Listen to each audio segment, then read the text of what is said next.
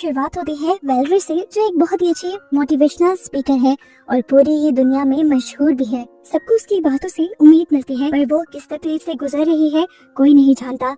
हर रात उसे डरावने ख्वाब आते हैं, जैसे कोई उसे पानी में खींच रहा हो। उसे इन सब की वजह आज तक समझ नहीं आई। खैर, इसके बाद हमें वेलरी की फैमिली के बारे में पता चलता है कि उसकी मॉम तो सालों पहले ही मर चुकी है। अभी उसके डैड का कुछ पता नहीं और रूबी उसका हस्बैंड है जो उससे बहुत ज्यादा प्यार करता है। आज उसके लिए उसके गांव से एक लेटर आया था, जिसे देखते ही उसका मूड काफी ऑफ हो गया। उसकी उदासी बढ़ गई। उसने अपनी दोस्त से मिलने का फैसला किया, पर इससे भी उसके मूड पे कुछ खास फर्क नहीं पड़ा। वो काफी दिन से अपने आप में अजीब तब्दीलियां नोटिस कर रही थी, जैसा कि उसके सर में बहुत ही ज्यादा खारिश रहने लगी थी। इस टाइम वो अपनी खारिश को कम करने वाली मेडिसिन के साथ बर्थ कंट्रोल पिल भी लेती दिखाई देती है। खैर, आज मेडिसिन लेने के बाद भी जब उसकी खारिश कम नहीं हुई तो वो परेशान हो गई और इंटरनेट पर अपनी खारिश के बारे में सर्च करने लगी और उसे जो रिजल्ट्स नजर आए उसे देखकर वो बहुत ज्यादा डर गई और उसने अपना लैपटॉप ही बंद कर दिया। वेलरी के साथ अब एक और भी बहुत अजीब चीज हुई।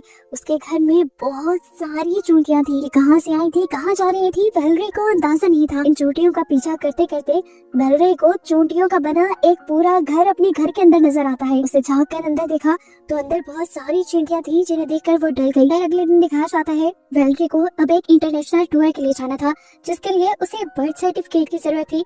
उसने अपने डॉक्यूमेंट्स में देखा तो उसके पास बर्थ सर्टिफिकेट नहीं था। शायद वो उसकी मॉम के पास था, जिसके लिए वो अपनी आंट के पास गई। असल में उसे अपनी आर्ट से उस बॉक्स के बारे में पूछना था जो उसकी मॉम उसके लिए छोड़ कर गई थी। लेकिन यहाँ पर वो अपनी मॉम की काफी बातें करने लगी, क्योंकि वो अपनी मॉम को बहुत ज्यादा याद करती थी। उसकी आंट ने उसे एक लॉकर का एड्रेस बताया जहाँ पर वो बॉक्स रखा हुआ था। वो जब उस गोदाम में गई तो यहाँ आकर वेलरी और उसकी आंट ने देखा कि वो बॉक्स यहाँ से गायब था। ये दोनों परेशान हो गई तो वेलरी की आंटी ने कहा, शायद तुम्हारे डैड यहाँ आए हो और इस बॉक्स को ले गए हो, ये भी तो हो सकता है। अब वेलरी सब कुछ छोड़ छाड़ कर घर आ जाती है और आज भी घर आने पर उसके सर में इतनी खारिश हो रही थी कि वो पागलों की तरह दोनों हाथों से अपना सर खुजा रही थी और उसके पास बैठे हस्बैंड को भी उसकी ये आदत बहुत ही अजीब लगने लगी थी। वेलरी को अपनी इस बीमारी की समझ नहीं आती, यहाँ तक कि डॉक्टर्स को भी उसकी इस बीमारी की समझ नहीं आई।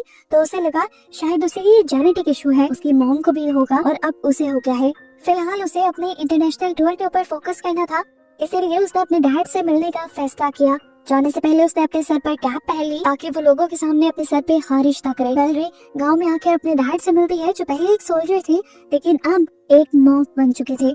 वेलरी ने उनसे पूछा, आप उस बॉक्स के बारे में जानते हैं जो मॉम मेरे लिए छोड़ के गई थी? उसके डैड ने कहा, नहीं, उसके बारे में मुझे कुछ नहीं पता। यही उसके डैड के कमरे में एक बहुत ही अजीब पेंटिंग भी लगी हुई थी। वेलरी ने जब उस पेंटिंग के बारे में पूछा तो उसके डैड ने उसे सांची नाम की एक एंटिटी की कहानी सुनाना शुरू की। दरअसल सांची एक पैरासाइट था जो इंसानों के साथ रहता था और उनकी स्पिरिचुअल पावर से फीड करता था। सांची जिस इंसान के ऊपर कब्जा कर ले उस इंसान के साथ तब तक रहता है जब तक वो उसे पूरा खत्म न कर दे। खैर, वेलरी यहाँ पर इन सारी चीजों की इन्फॉर्मेशन लेने नहीं आई थी। वो जाने से पहले अपने डैड की चाबी चुरा लेती है और उनके लॉकर में जाती है बगैर उनके पूछे। वहाँ पर उसे वो बॉक्स तो नहीं मिला जो उसकी मॉम ने उसके लिए छोड़ा था, लेकिन हाँ, उसे उसका बर्थ सर्टिफिकेट जरूर मिल गया, जिसे लेकर वो यहाँ से जाने लगी। उसे गोदाम में एक छोटे बच्चे की रोने की आवाज आ रही थी और साथ उसे ऐसे फील हो रहा था जैसे वो बच्चा पानी में डूब रहा हो। उसने आवाज का पीछा किया तो वो एक स्टोर रूम तक पहुंची। इस स्टोर रूम के अंदर बहुत सारी कीड़ियां भी जा रही थी। उसने बैठकर उन्हें देखने की कोशिश की तो उसे ऐसा फील हुआ कि जैसे पीछे से बहुत सारी बुरी सोल्स उसे पकड़ने वाली हैं। उसने अपने कंधे पे बहुत सारे हाथ फील किए। इससे पहले कि वो चिल्लाते थे उसने पीछे मुड़कर देखा तो वो यहाँ का गार्ड था, यानी इस टाइम इसे ये हेलुसिनेशंस हुए थे। वेलरी अब घर आकर बहुत कंफ्यूज थी। आज उसके साथ जो हुआ कि पहले कभी नहीं हुआ था। वो अपने डैड के लॉकर से जो सामान लाई थी वो उसे देखने लगी। इसमें उनकी फैमिली की पुरानी पिक्चर्स थी, उसके डैड की भी और उसकी मॉम की भी, उस टाइम की जब उसके डैड एक सोल्जर हुआ करते थे और उसकी मॉम एक बहुत ही खूबसूरत औरत थी। ये सब देखते हुए वेलरी को एहसास हुआ कि उसे आज तक ये मालूम ही नहीं कि उसकी मॉम की मौत हुई कैसे थी।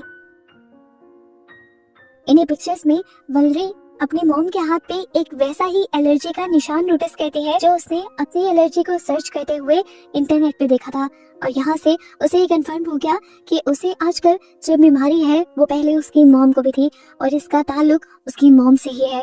वेलरी की इस बीमारी ने उसे बहुत ज्यादा चिड़चिड़ा भी बना दिया था, यहाँ तक कि वो अपने हस्बैंड रूबी से भी अब अच्छा बिहेव नहीं करती थी। वो बहुत चिड़चिड़ी रहती थी।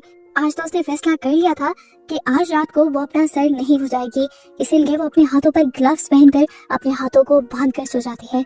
और सुबह उसकी आंख एक बहुत ही बुरे झटके से खुलती है। उसने देखा कि उसके हाथों पर अब ग्लव्स नहीं थे और उसने अपने सर को खुजा खुजा कर अपने स्कैल्प को इतना जख्मी कर लिया था कि उसमें से बहुत ज्यादा खून आ रहा था, जो देखकर वो डर गई। वो अपनी मॉम की उस पिक्चर को लेकर अपनी आंटी के पास जाती है जिसमें उनकी एलर्जी दिखाई गई थी। उसे देखकर आंटी उदास हो जाती है और वेलेरी को बताती है कि तुम्हारी मॉम पर शायद कोई कर्ज था, कोई श्राप था जिसकी वजह से वो मर गई। मैंने उसे बचाने की बहुत कोशिश की पर कोई फायदा नहीं हुआ। वेलेरी ने सवाल किया कि डैड ने इस सब के बारे में क्या किया। उन्होंने उसे डैड के बारे में कुछ नहीं बताया, बस इतना ही कहा कि तुम अपने डैड से दूर रहना। कुछ देर बाद वेलेरी को एक फोटो शूट के लिए जाना था जहाँ पर हैवी लाइट्स के अपने साए के साथ वो देखती है कि उसके साए के साथ कोई और भी खड़ा है, जिसे देखकर वो बुरी तरह डर गई। लेकिन उसने यहाँ पर किसी को भी अपनी फीलिंग एक्सप्रेस होने नहीं दी। वो अब घर आ गई और घर आकर भी वो सर खुजा रही थी। उसने अपने सर में इतनी खारिश की कि खून निकल आया और इस खून को रॉबिन ने भी नोटिस कर लिया। उसने यहाँ रॉबिन से झूठ बोल दिया कि नहीं ऐसा कुछ नहीं है। वेलेरी इस झूठ को लेकर तो कोई बहाना बना देती है और जैसे ही मेडिसिन वाली दराज खोलती है तो वहाँ पर उसके हस्बैंड को उसकी बर्थ कंट्रोल पिल्स दिख जाती हैं, जिसे देखते ही उसकी और रूबी के दरमियान में लड़ाई होना शुरू हो चुकी थी। वेलेरी भी गुस्से में थी, वो अपने आप से जूझ रही थी। ऐसे में उसने रूबी से कह दिया, ठीक है तुम मुझसे दूर ही रहो, यही बेहतर है। और इस तरह उनके रिश्ते में दरार आना शुरू हो गई। वेलेरी अब अकेले अपने रूम में रह रही थी। उसने अब सोच लिया था कि हर रात वो अपना सर नहीं खुजाएगी, इसलिए रात में वो अपने हाथों को बांध कर सोई। लेकिन जब सुबह उठी तो वो परेशान हो गई क्योंकि उसके हाथ खुल चुके थे और उसने आज भी अपने स्कैल्प से खून निकाल लिया था। वो अब इतनी बात समझ गई थी कि उसके साथ जो कुछ भी हो रहा है इसमें कोई दूसरी एंटिटी इन्वॉल्व है, क्योंकि वो खुद अपने हाथ नहीं खोल सकती थी।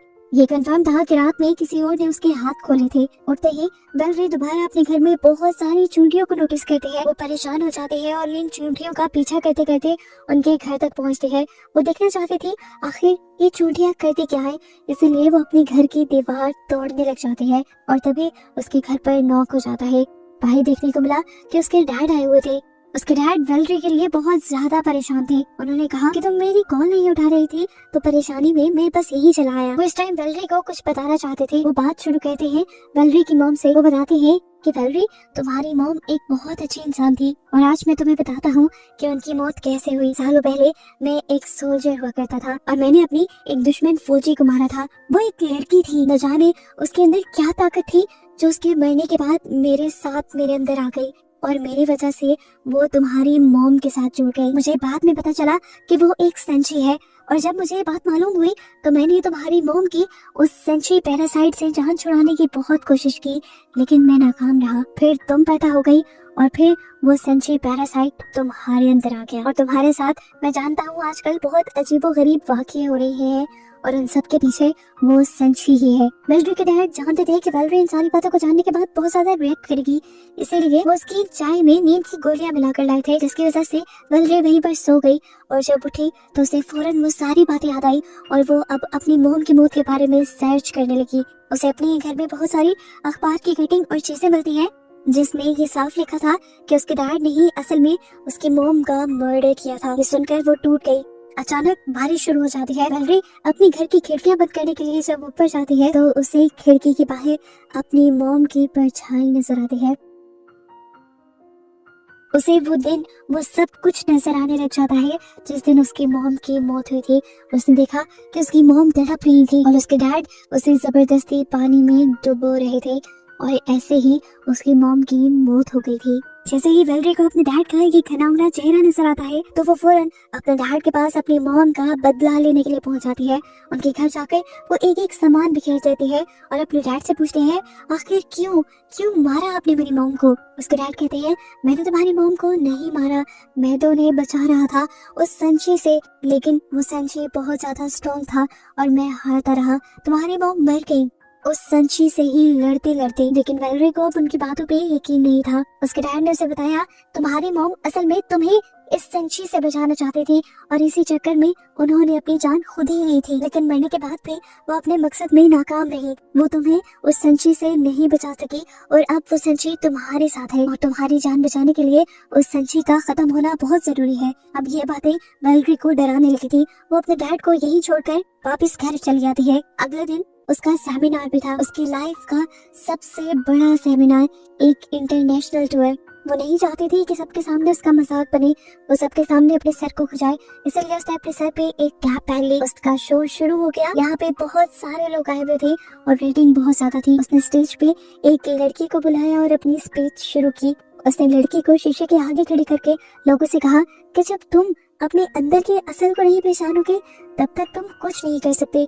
ये बातें करते हुए वो ना चाहते हुए भी अपनी कैप के अंदर से अपने बालों को खुजा रही थी। इस टाइम उसे स्पीच करते हुए शीशे में उस औरत की परछाई के साथ अपने पीछे भी खड़ी एक और परछाई दिखाई दी। इस परछाई को देखकर वो डर जाती है क्योंकि उसे पता था कि ये संशय ही है। आज उसे देखकर उसकी सच्चाई जानकर वो बहुत ज्यादा खौफ में आ चुकी थी, यहाँ तक कि वो नीचे गिर गई। वो तड़पने लगी, अपना सर खुजाने लगी और सभी लोग उसकी ये हालत देखकर पागल से हो गए। वेलेरी अब और अपना तमाशा नहीं बनाना चाहती थी, इसीलिए वो स्टेज छोड़कर भाग जाती है और अपनी गाड़ी में जाकर बैठ जाती है।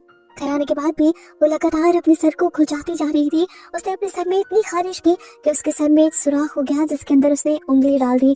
उसकी उंगली ब्रेन से टच होने की वजह से उसका ब्रेन डैमेज हो गया और उसको सब कुछ समझ आना ही बंद हो गया। वो वहीं पर बेहोश होकर गिर गई। शुक्र था कि घर पे इस टाइम रॉबी था जिसने उसकी इस खराब हालत को देखते हुए उसे हॉस्पिटल पहुंचा दिया। वक्त पर हॉस्पिटल पहुंचने की वजह से वेलेरी की जान तो बच गई, लेकिन अभी वेलेरी के ऊपर एक बहुत बड़ी मुसीबत थी।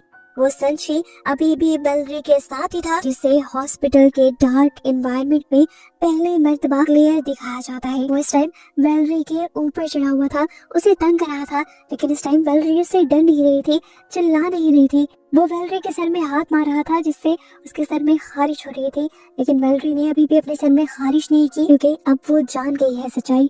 वो अब इससे डरती नहीं, वो इसका मुकाबला करना चाहती है। जैसे ही वेलेरी ने अपने डर का सामना करना शुरू किया तो उसकी हालत पहले से बेहतर होने लगी। संशी का कंट्रोल उसके ऊपर से कुछ कम होने लगा और उसकी बेहतर हालत का कुछ क्रेडिट रॉबी को भी जाता है जो उसका आजकल बहुत ज्यादा ख्याल रख रहा था। वो हमेशा अब वेलेरी को उसके सर पे हाथ लगाने से मना कर रहा था क्योंकि सर पे हाथ लगाने की वजह से उसकी बॉडी के काफी हिस्से पैरालाइज हो चुके थे, यहाँ तक कि उसके पाँव भी, और अब उसे चलने में काफी मुश्किल होती थी। वो नए तरीके से चलना सीख रही थी। अब सोते हुए वेलेरी अपने सर में खारिश न करते, इसीलिए रॉबी ने उसके हाथ बांध दिए, लेकिन जब वो सुबह उठा तो देखा कि उसके हाथ खुले हुए थे। वेलेरी ने अपने सर में खारिश भी की हुई थी। उसके पास एक सीजर भी थी जिसे देखकर रॉबी को लगा कि उसने अपने हाथ खुद ही काटे हैं। उसे गुस्सा आ गया ये देखकर कि वेलेरी खुद ही ठीक होना नहीं चाहती और वो फजूल में ही उसके ऊपर इतनी मेहनत कर रहा है। वेलेरी ने उसे समझाने की कोशिश की कि ये सब उसने नहीं किया, ये संशी ने किया है, लेकिन वो उसकी एक सुनने को तैयार नहीं था। रॉबी अब गुस्से में उसे छोड़ गया था। वेलेरी बिल्कुल अकेली पड़ चुकी थी, वो हार रही थी, उसे किसी के सहारे की जरूरत थी, इसीलिए वो अपनी ही मोटिवेशनल वीडियोस देखने लग जाती है जिससे उसे काफी सहारा मिलता है। उसने फैसला कर लिया था कि अब वो उस एंटिटी से यानी संशी से खुद लड़ेगी ताकि ये सारे मसले हल हो जाएं। रात में उसने रॉबी को बेहोशी की दवाई देकर सुला दिया और फिर वो अपने एक रूम में आ गई जहाँ पर बहुत सारे मिरर्स थे। यहाँ पे ही वो जोर जोर से चिल्लाने लगी, बताओ तुम कौन हो, मुझे क्या चाहती हो, मेरे सामने आओ। काफी देर तक उनके सामने कोई नहीं आया, पर कुछ ही देर बाद एक शीशे में से एक डरावना हाथ निकला जिसने पीछे से आकर वेलेरी को पकड़ लिया। ये हाथ असल में संशी का ही था जो एंटिटी अब फाइनली उसके सामने आ चुकी थी।